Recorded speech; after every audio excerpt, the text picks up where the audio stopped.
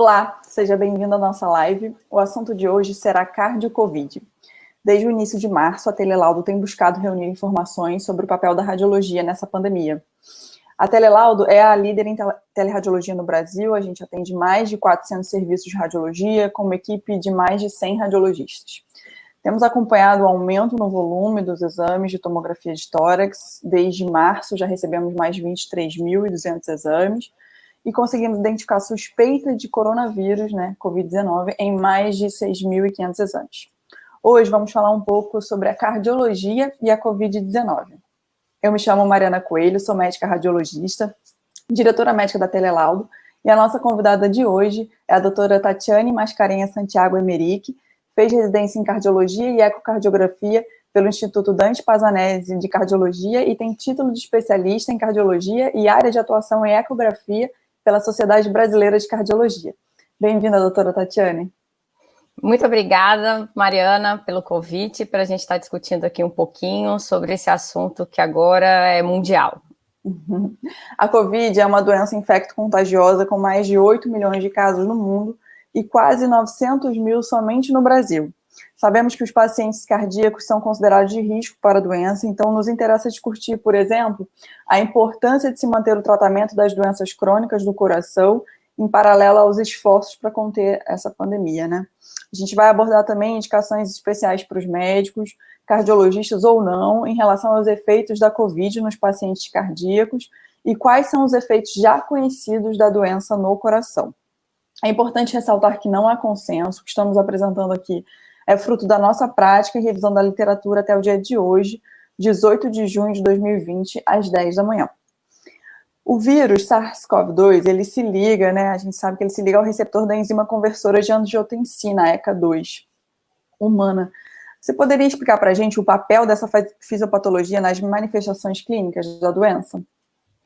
Então, Mariana, o coronavírus, ele tem que ter um mecanismo chave-fechadura, E ele usa a ECA2, que é esse receptor, que está em vários órgãos humanos, coração, pulmão, rim, intestino, para entrar e invadir o meio celular. Ele usa a sua proteína S para fazer essa invasão. Então, a proteína S do vírus é a chave, a fechadura é o receptor ECA2 que está nas células humanas.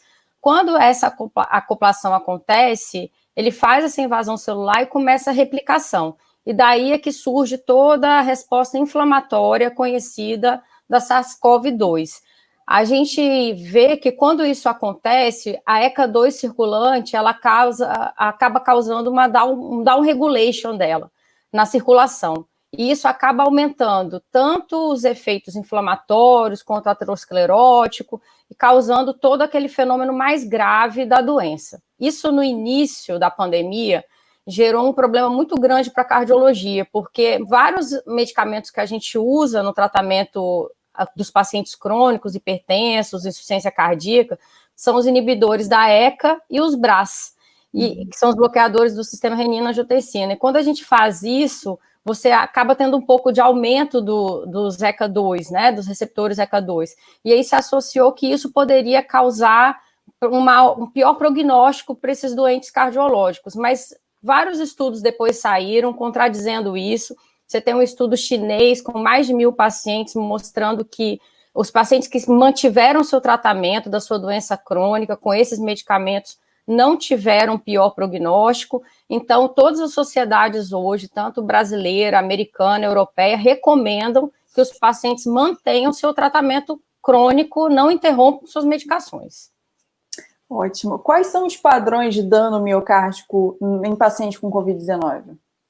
Então, o dano miocárdico, ele é multifatorial, ele é tanto pela invasão celular mesmo, pelo vírus, ação direta do vírus no miocárdio, quanto pela inflamação generalizada que a doença causa. E aí pode causar desde uma elevação do segmento ST, simulando um infarto, às vezes com coronárias normais, uma própria trombogênese, aumentando os infartos trombóticos mesmo.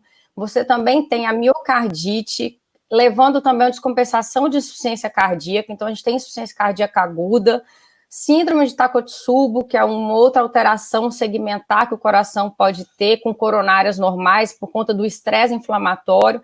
Então, o coração acaba sendo atingido de diversas formas na doença grave. Também as arritmias aumentam bastante. Com o início da terapia, né, antiviral, foram observados alguns efeitos colaterais cardiovasculares. Você poderia nos explicar quais foram os mais comuns? Então, com o início da terapia antiviral, a gente acabou vendo que essas drogas, quando elas foram testadas in vitro, elas inibiam ali a replicação viral. Só que elas já são largamente usadas, né? A gente está falando da cloroquina, hidroxicloroquina, azitromicina, são drogas que são bem utilizadas no meio médico para outras doenças. E só que quando você usa essas drogas no sistema cardiovascular, elas podem aumentar o que a gente chama de intervalo QT, que é que a gente mede pelo eletrocardiograma isso, e esse aumento do intervalo QT, ele acaba aumentando a chance da gente ter mais arritmia. Então, quando você pensa que você, num paciente grave, que já tem um miocárdio inflamado, por isso que começou a aparecer nos trabalhos posteriormente, que nesses pacientes internados, você tinha um maior aumento de arritmias, porque você juntava a inflamação que a doença já causava, mais uma droga que poderia estar aumentando ali esse intervalo QT, aumentando também a arritmia. Então, você tinha dois fatores que poderiam aumentar a arritmia. Nossa. A troponina, ela deve fazer parte da investigação em exames laboratoriais para o paciente com Covid-19?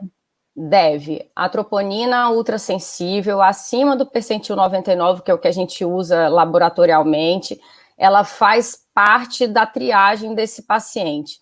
Por quê? Porque quando elas aumentam, quando ela está aumentada, isso geralmente ocorre aí por volta do 13º dia, ela dá um sinal para o médico que está acompanhando que esse paciente ele pode evoluir com gravidade, sim, do ponto de vista cardíaco, evoluindo para insuficiência cardíaca, evoluindo para descompensação, e aí sim podendo causar aqueles pacientes que vão ficar mais tempo internados, ventilação mecânica, choque cardiogênico, podendo ter que evoluir para situações mais graves como o óbito, né? Então, a troponina é um parâmetro para a gente. A gente também tem outro biomarcador, que é em relação ao BNP, que é outro biomarcador, que é o NT-proBNP, que a gente também pode estar dosando.